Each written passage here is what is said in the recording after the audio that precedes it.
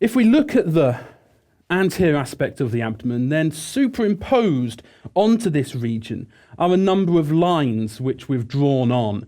And these actually divide the abdomen into numerous regions. And the lines that we've drawn on use the surface landmarks which we spoke about previously. So what we can see is that here we've got our abdomen, this region around here. We can see we've got our superior aspect up here, and we've got the inferior aspect down here. And we can use the landmarks which we spoke about previously to divide it up into various regions. So we can create this sagittal or this vertical plane that runs down. If we look up here, we have our two clavicles. And if we look at the mid-clavicular line, this is a line which runs all the way down from the clavicle all the way down to the midpoint of the inguinal ligament. So the inguinal ligament is running in this direction, and we've got our clavicle here, and we have this mid-clavicular line that's running all the way down in this direction. We have one on this right side, and we also have another on this left side. And you can see this divides the abdomen into the three vertical bands. We've got one here, and one here. We can also look at two transverse or horizontal planes that are going across the abdomen. We have one known as the subcostal plane that's running in this direction here, in line with the 10th costal cartilage that runs horizontally. And then we have another one known as the transtubercular line, which runs across here. And we can see this now divides the surface of the abdomen into 9 regions. We can see you have a region here, here, and here. So you have 1, 2, 3.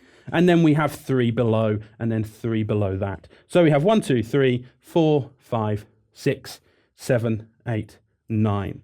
And these regions are really important because you can teach people that deep to these specific regions we have certain organs, so that if pain is radiating in one of these regions, you have a good idea of which organ lies beneath it. So we can see in this midline here, we have what's known as the epigastric region, and then deep to that, by the umbilicus, we have the umbilical region.